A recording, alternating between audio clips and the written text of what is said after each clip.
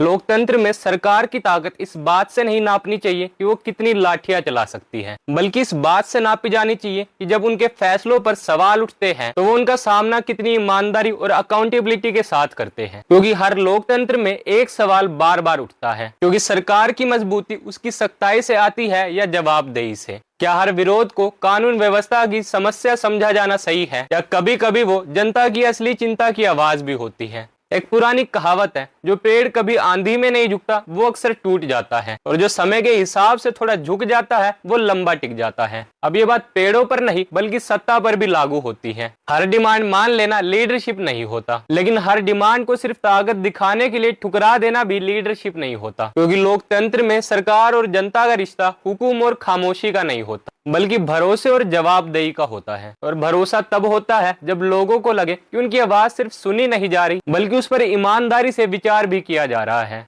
आज देश में एक बार फिर वही सवाल खड़ा है कि सरकार को हर हालत में अपने फैसले पर अडिग रहना चाहिए, या कभी कभी बदलते हालात, पब्लिक कंसर्न और अकाउंटेबिलिटी की मांग के बीच अपने फैसलों पर दोबारा विचार करना ही असली लीडरशिप होती है। ये सिर्फ एक कुर्सी का सवाल नहीं है, और ना ही ये सिर्फ एक प्रोटेस्ट का सवाल है। ये उस सोच का सवाल है जहाँ सरकार को ये तय करना होता है कि उसकी सबसे बड़ी प्रायोरिटी अपनी इमेज बचाना है या जनता का भरोसा।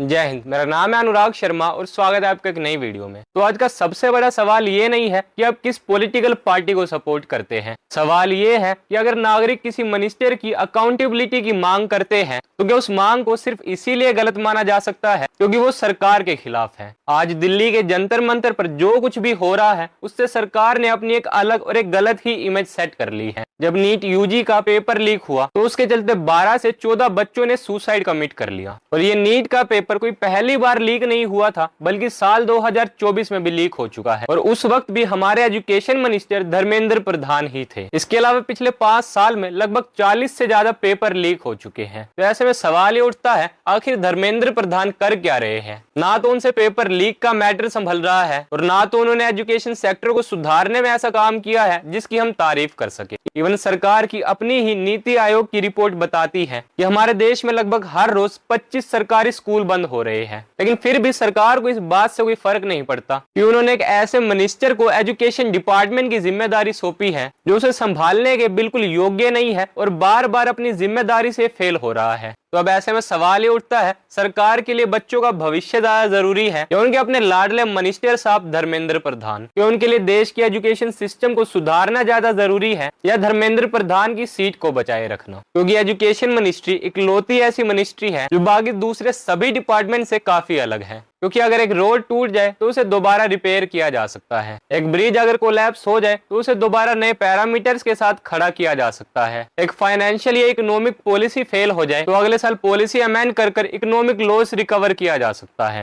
लेकिन एक स्टूडेंट का खोया हुआ एकेडमिक ईयर वापस नहीं आ सकता। It's a life long displacement, जिसमें सिर्फ एक स्टूडेंट ही नहीं बल्कि उसका पूरा परिवार सफर करता है, जिसने अपनी पूरी सेविंग बच्चों की पढ़ाई पर लगा दी हो। प्राइवेट स्कूल्स की महंगी महंगी फीस से लेकर प्राइवेट इंस्टीट्यूट्स की महंगी महंगी फीस अफोर्ड करना, ये सब खर्चे एक मिडिल क्लास परिवार अपनी खुद की कमाई से करता है, वो भी तब जब वो ऑलरेडी सरकार को टैक्स पे कर रहा हो। अब किसी भी देश में टैक्स पे करने का मतलब तो यही होता है कि सरकार उसके बदले में उन्हें अच्छी फैसिलिटीज प्रोवाइड करेगी। फ्री हेल्थ केयर से लेकर क्वालिटी एजुकेशन तक सब कुछ सरकार ही देगी। लेकिन हमारे स्कूल में क्वालिटी एजुकेशन का मतलब प्राइवेट स्कूल्स हैं और बेटर हेल्थ केयर का मतलब प्राइवेट हॉस्पिटल्स। इसमें गवर्नमेंट का कोई लेना देना नहीं है, उन्हें तो बस आपका टैक्स चाहिए। अब चलो यहाँ तक तो फिर भी ठीक था और लोग ये बात मान ही चुके हैं कि अगर उन्हें बेटर एजुकेशन और ट्रीटमेंट चाहिए तो उसके लिए उन्हें अपनी जेब से ही पैसे खर्च करने पड़ेंगे। लेकिन इन सब के बावजूद जो माता पिता अपने बच्चों की पढ़ाई पर लाखों रुपए खर्च कर उनकी स्कूलिंग और कोचिंग पूरी कराते हैं ताकि वो नीट यूजी या कोई दूसरे कॉम्पिटिटिव एग्जाम्स देकर अच्छे कॉलेज में एडमिशन ले सके, तो सरकार वो एग्जाम भी ठीक से कंडक्ट नहीं करवा पाती, जिसके चलते कुछ बच्चे प्रेशर में आकर सुसाइड कमिट कर लेते हैं। तब जाकर पिछले 1 महीने से धर्मेंद्र प्रधान का इस्तीफा मांगा जा रहा है, जिसके चलते दिल्ली के जंतर मंतर पर यह प्रोटेस्ट हो रहा था, जहां आज यानी 20 जुलाई को संसद मार्च भी निकाली जानी थी। लेकिन पुलिस ने मार्च शुरू होने से पहले ही उन पर लाठियां बरसाना शुरू कर दिया, जो सरासर गलत है और एक तरह से मनमानी करने वाली बात है। क्योंकि अगर धर्मेंद्र प्रधान के इस्तीफा देने के बावजूद अगर ये प्रोटेस्ट चल रहा होता तो ये लाठी चार्ज करना बिल्कुल जायज था। लेकिन धर्मेंद्र प्रधान तो इस्तीफा देने को राजी नहीं थे, तो लोग भी प्रोटेस्ट पर बैठे हुए थे, वो भी तब जब वो बार बार अपनी ड्यूटी निभाने से फेल हो रहे थे। तो ऐसे में उनसे इस्तीफा क्यों ना मांगा जाए। लेकिन सरकार उल्टा धर्मेंद्र प्रधान से इस्तीफा लेने के बजाय उल्टा उन्हीं पर लाठी चार्ज कर रही है, जो कि बहुत ही ज्यादा गलत और मनमानी वाली बात है। क्योंकि सरकार का तो काम था एक के बाद एक पेपर लीक होने के बाद सबसे पहले एजुकेशन मिनिस्टर का इस्तीफा लेकर नए एजुकेशन मिनिस्टर को नियुक्त करना चाहिए था और इस बात की एश्योरिटी दी जाए कि आगे कभी इस तरह से पेपर लीक नहीं होंगे। लेकिन जब ना तो धर्मेंद्र प्रधान ने इस्तीफा दिया और ना ही सरकार ने उनसे इस्तीफा मांगा, तो लोगों ने उनके रेजिग्नेशन के लिए प्रोटेस्ट करना शुरू कर दिया। लेकिन तब भी सरकार ने उनसे बातचीत करने के बजाय बल का रास्ता अपनाया, जो कि एक डेमोक्रेसी में बहुत ही गलत बात है।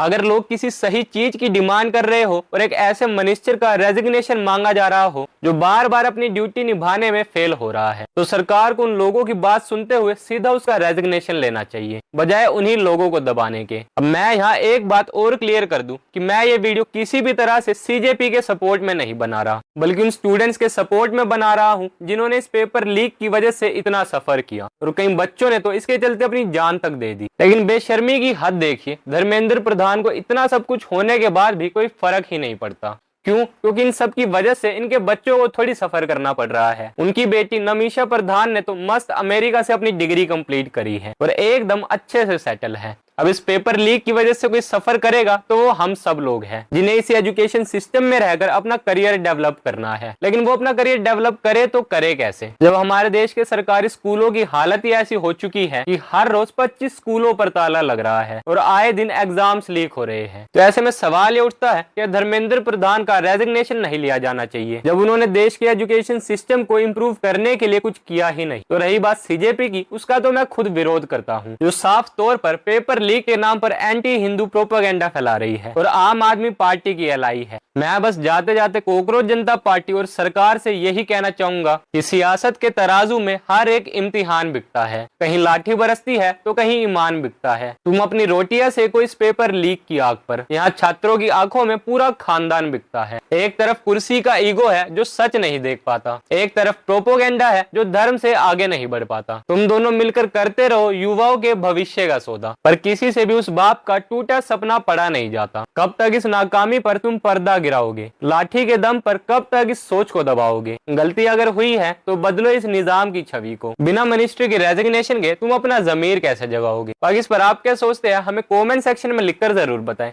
टिल देन गुड बाय, जय हिंद, वंदे मातरम।